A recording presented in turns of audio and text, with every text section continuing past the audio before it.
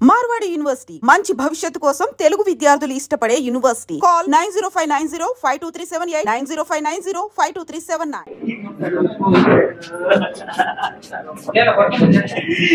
రాజుగారు ఏం కాదు, నా సర్వం కోల్పోయాను. నా కూతురు హాస్పిటల్లో ఉంది, నా భార్య అయితే చనిపోయిన పేకొస్తూ చంపించాడు.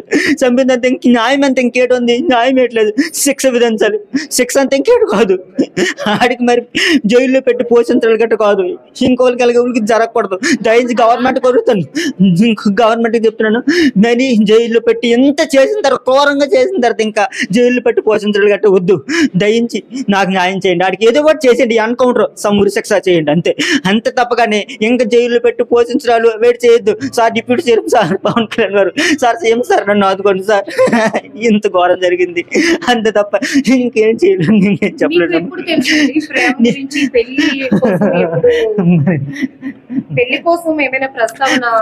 అన్నాడు సార్, పెళ్లి కోసం అడిగితే లాస్ట్ 20 days అప్పుడు వాళ్ళ అమ్మ, వాళ్ళ పెద్దమ్మ, ఇంకొక పెద్ద మనిషి, వాళ్ళ కజిన్ బ్రదర్ వచ్చారు సార్. ఆడు వచ్చాడు సార్, వచ్చాడమ్మా. వచ్చిన తర్వాత నన్ను డ్యూటీ నుంచి ఫోన్ చేస్తే నేను వచ్చాను. నైట్ 7:30-8 అప్పుడు వచ్చిన తర్వాత నేను చెప్పాను, వాళ్ళ అమ్మోళ్ళకి చెప్పాను, ఒక 1 year టైం ఇవ్వండి, నేను పెళ్లి చేస్తాను, వీడికి ఉద్యోగం ఎట్లా లేదు కదా, నేను పెళ్లి చేస్తాను, అంతలో పాడు ఏ ఉద్యోగమే చూసుకుంటాడు, నాకు కూడా రూపాయి లేదు, నేను మీకు ఏ ఖర్చులు కానీ ఇవ్వడానికి నేను చూసుకోవాలి కదా, నేను పెళ్లి చేస్తాను అని చెప్పాను కూడా. ఈ 6 years నుంచి అవుతుందంటమ్మా. ఆడు ఏడ్ చేయట్లేదు, ఇప్పుడు ఊరి మీద తిరిగి ఇలా ఇది అయిపోయి నా కూతురి మీద కకస కట్టాడు. అది బెదిరింపు, అది బెదిరింపు అంతే. ఇప్పుడు వాళ్ళ అమ్మాళ్ళ ఇంటికి తీసుకెళ్ళాడు కదా, మరి పాప నువ్వు నాకు వద్దని చెప్పింది కదా, చెప్పిన తర్వాత నుంచి వచ్చి ఇలా మరి వద్దని అంత ఆడు మిస్బిహేవ్ చేస్తాడు. ఆడు మరి పని పాటు చేయట్లేదు, ఊరి మీద తిరుగుతాడు. పాపను మిస్బిహేవ్ చేసి అయినా పాప ఎవరికి చెప్పలేదు, ఇలా చేసిన మాకు కూడా చెప్పలేదు. ఆ తర్వాత లాస్ట్ లో చెప్పింది, 2 weeks ముందు చెప్పింది.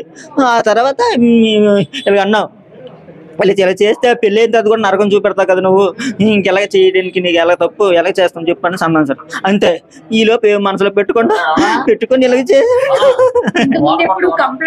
చెప్పలేదు. ఆయన చెప్తాను, ఆయన చదువుకుని ఉన్నాడు, మా పాప వల్ల మా వల్ల ఆడికి రేపొద్దున ఫ్యూచర్ పోకూడదని నేను మంచిగా ఆలోచించాను. అంతేగా నా గొంతు కొత్త అనుకోలేదు. నా రిలేటివ్స్ అందరూ కూడా నాకు తిట్టారు.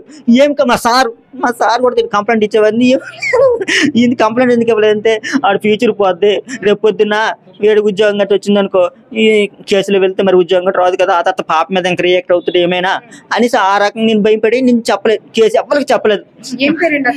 దమర్ సింగ్ నవీన్. ఎలా అంటే అది పాపను క్లారిటీగా అడగాలండి, నాకు తెలియదు సరిగ్గా. పేరెంట్స్ కదా మీ పాపని, వైజాగ్ కాదు, మా మరదల ఊరు వెళ్ళాను, ఆలూరే అయ్యేది.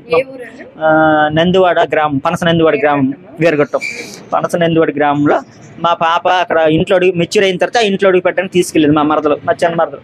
అక్కడికి వెళ్ళిన తర్వాత అలా పరిచయం. అది ఇప్పుడు ఆ నవీన్ వాళ్ళ తల్లిదండ్రులు కూడా ప్రేమ గురించి అన్ని తెలుసు, వాళ్ళకి చెప్పా, మాకు తెలుసు. ఓకే పెళ్లి చేస్తామన్నా, అంత అయ్యింది.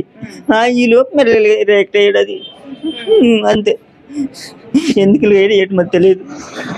పాప ఎప్పుడైతే నువ్వు నాకు వద్దు అన్నదో అప్పటి నుంచి ఇలా రియాక్ట్ అయ్యాడు. అంతే.